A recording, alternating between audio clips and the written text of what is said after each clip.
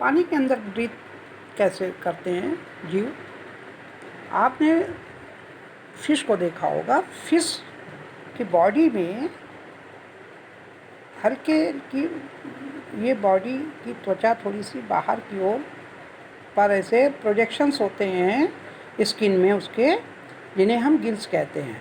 और इन गिल्स में क्या होता है कि ब्लड वेसल्स पाए जाते हैं, और ये ब्लड वेसल्स क्या करते हैं? एक्सचेंज ऑफ गैसेस का कार्य करते हैं। मतलब कि gills are projections of the skin, gills help in breathing, gills are well supplied with blood vessels for exchange of gases। अच्छा, ये तो ब्रीदिंग अंडर वाटर हो गया। क्या प्लांट्स भी रेस्पायर करते हैं? Yes, plants also take in oxygen from the air and give out carbon dioxide. भोजन बनाने में तो वो कार्बन डाइऑक्साइड का यूज़ करते हैं, लेकिन जब रेस्पायरेशन करते हैं तो वो ऑक्सीजन को अंदर लेते हैं और कार्बन डाइऑक्साइड को बाहर निकालते हैं। In the cells oxygen used to break down glucose into carbon dioxide and water as in other organism.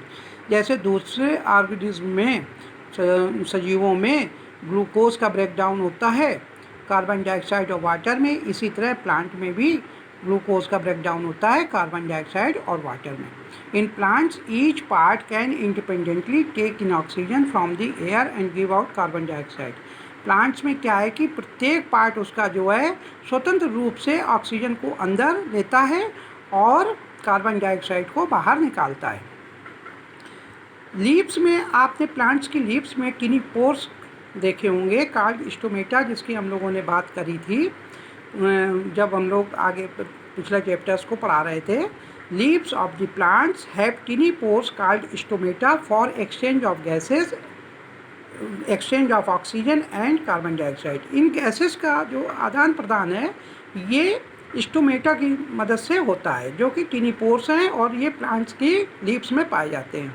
Leaves of the plants have tiny pores called stomata for exchange of oxygen and carbon dioxide. Oxygen और carbon dioxide का जो exchange होता है वो इन्हीं किनीपोर्स की मदद से, जिन्हें हम स्टोमेटा कह रहे हैं, इनकी मदद से होता है। ऑक्सीजन अंदर जाती है और कार्बन डाइऑक्साइड बाहर निकलती है। अच्छा, अब like all other living cells of the plants, the root cells also need oxygen to generate energy.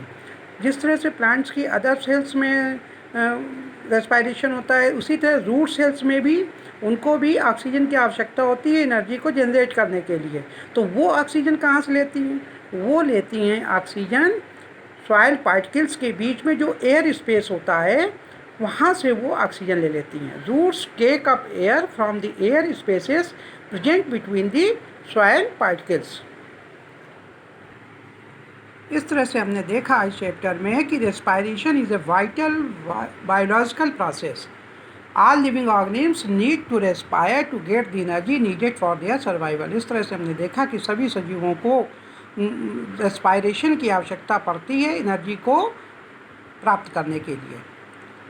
अपने आप को जीवित रखने के लिए उन्हें रेस्पायरेशन की आवश्यकता होती है।